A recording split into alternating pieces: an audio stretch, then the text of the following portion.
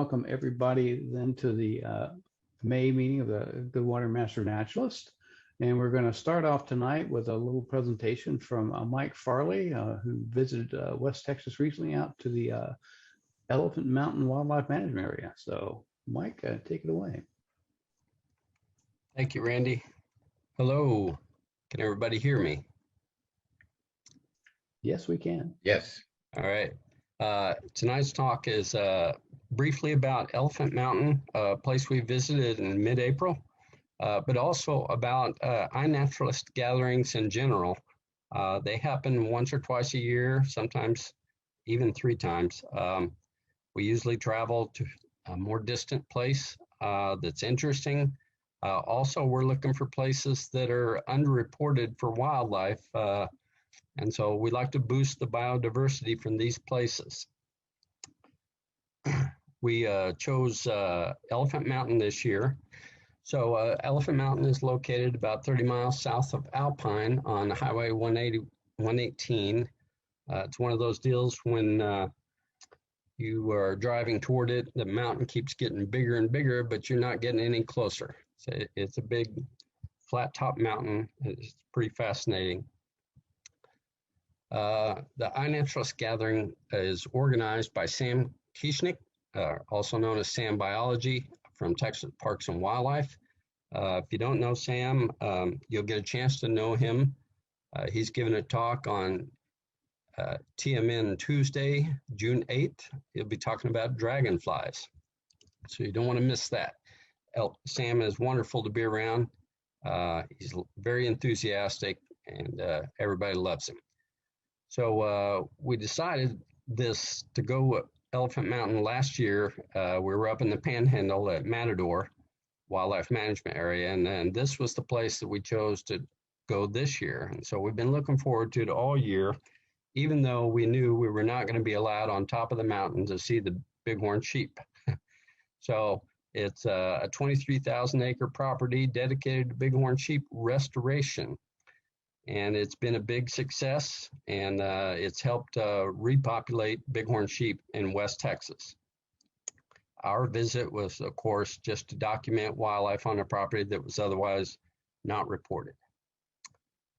You can see it's a flat top mountain, and that flat area is about 2,200 acres surface area.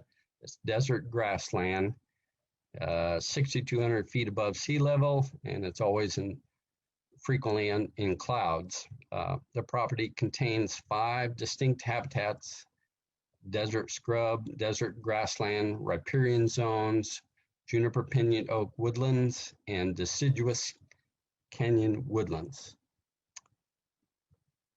Here's a video of the backside of the mountain. This is actually just a small portion of the backside of the mountain.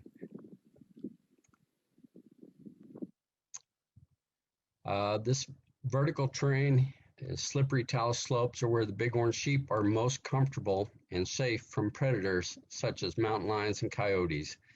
And this sort of habitat wraps all the way around the mountain, and it kind of creates a sanctuary for the herd.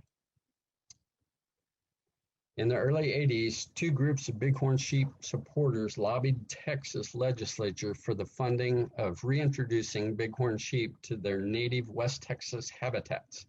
They started with 4 10-acre pastures in the Sierra Diablo Wildlife Management Area. Those were actually breeding pastures. Their success caught the attention of Mr. C.G. Johnson, who in 1985 donated his Elephant Mountain Ranch to Texas Parks and Wildlife for bighorn sheep restoration. What began with 20 sheep was so successful that at times the herd exceeded 200. Today, the herd is around 150 sheep. Due to the limited vegetation available to the herd, or I should say their finicky preference for certain plants, the sheep have to be transplanted if the population gets too big. And there are 7 other wildlife management areas in West Texas where they've been distributed. Now, capturing and transporting the sheep is typically done by helicopter. If you look around on YouTube and Elephant Mountain, you're going to find all kinds of videos Some of it is fascinating and some of it is horrifying. So I'm not going to link those. I do have a link for a Texas Parks and Wildlife thing about Elephant Mountain, and I hope you get a chance to see that. This is what we call the Chalk House. It's located in the Chalk Valley section of the property. The properties are always divided up into different sections. It makes it easier to track things. It was an unoccupied place and we all want to live there. There was very good wildlife around this property. There was a small pond. Looks like it was full of rich history. And I don't have time to dig that history up, but maybe in the future. This was our campground. Looking west, this is a desert wash, and I had to look at that sunset. It was awful. Teasing. So over on the right is a phone video, and if you listen close,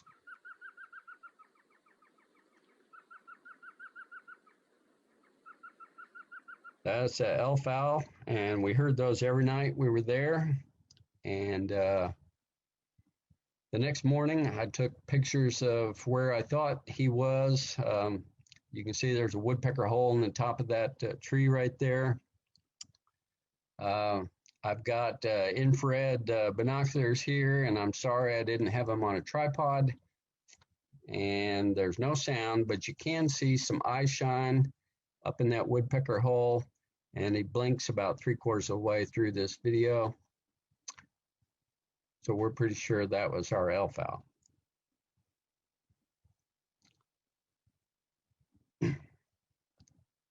All right, we also had kangaroo rats.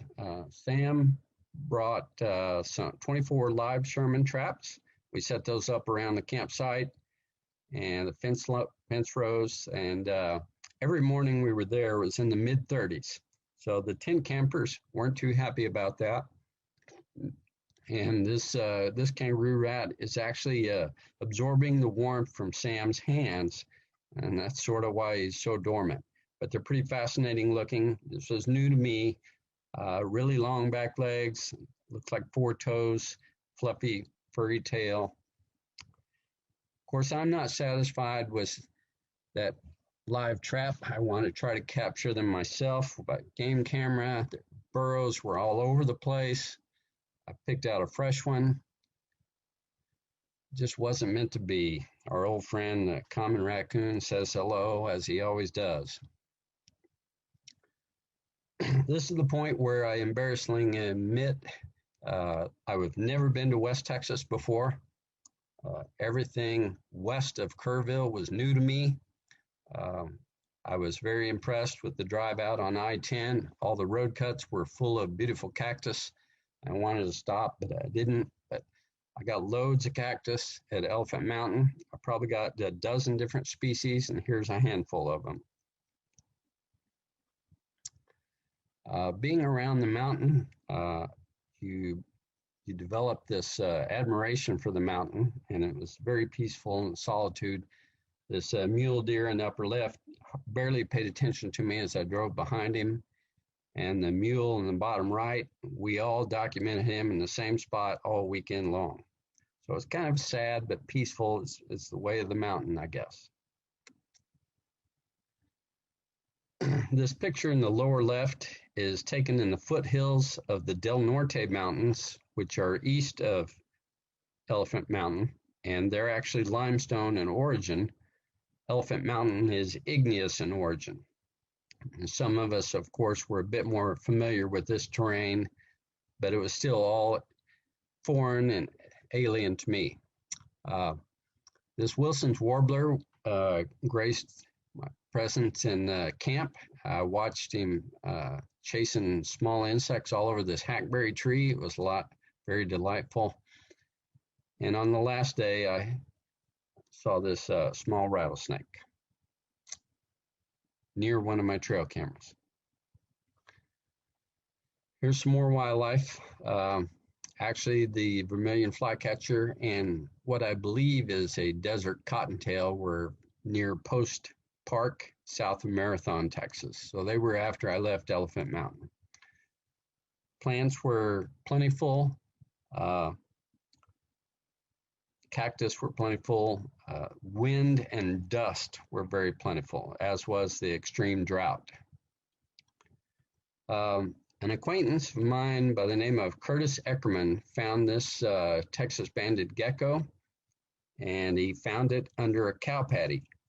And so he passed that location information to the rest of us, and not all 20 of us, but probably half of us over the course of the weekend followed these word of mouth instructions to this cow patty.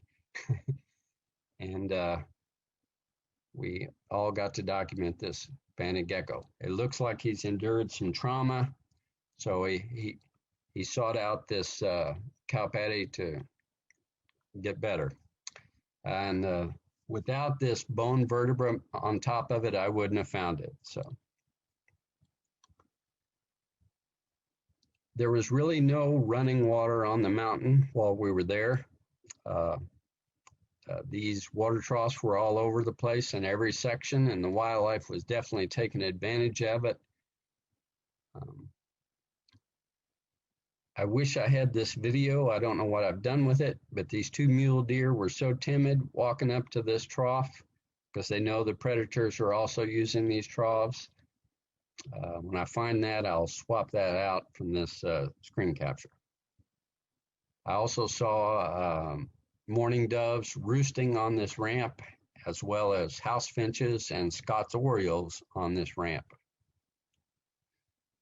Back to my friend Curtis Eckerman, CM Eckerman on iNaturalist. He is Austin Community College biology teacher for genetics as well. He posts a lot of YouTube videos on science-related items, and a lot of those are dealing with iNaturalist. And his students get a heavy amount of iNaturalist in their regular curriculum. One of the things Curtis did after our visit to Elephant Mountain was he made a page that discussed the analysis of our trip out there. Now, he gave me permission to use this slide right here, and you can see those blue bar graphs show prior observations before we got to the mountain, and the orange bar graph was our weekend there, and it's quite a bit of observations we added to the biodiversity for that place. And his whole site is pretty fascinating. He's got some interesting rarefaction curves where he compares Elephant Mountain to Big Bend, and basically he's saying there's lots of biodiversity left to find at Elephant Mountain. Our next National Wildlife Refuge in Neches River is our fall get-together we're planning. Anybody can go to these. You don't have to be a massive user of iNaturalist, but of course they do appreciate it if you do post some stuff. There's no date set for this visit. I'll let people know when it comes. In a couple weeks, I'll be headed to Timberlake Biological Research Station. Dr. Pfau is hosting an event. There'll be 20 or 25 of us there. It's always a fun time.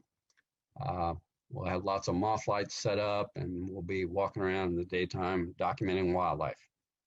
I will also be getting rid of a lot of swamp rabbit scat that I have in my freezer. My family's going to be pretty happy about that. Dr. Pfau will take that and start doing some population density analysis. That's all I have. Here's a YouTube link that I told you about for Texas Parks and Wildlife. And this link down below it is actually a link for Curtis Eckerman's Austin Community College page, but I don't believe it works. The link, that is. So apologies for that. I would like to take this moment to say that I did not get a chance to see an American badger in West Texas this year, but I did get a chance to see one last year. I was very honored that this critter ran across the road in front of me and scampered up the hill and watched me as I passed by.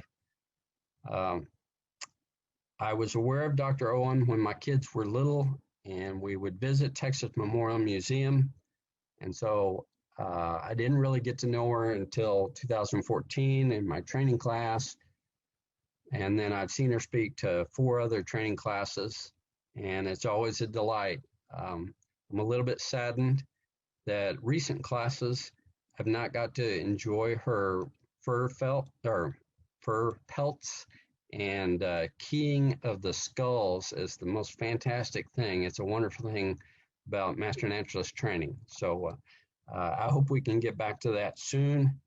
And I just want to thank Dr. Owen for everything she's done for Goodwater Master Naturalist.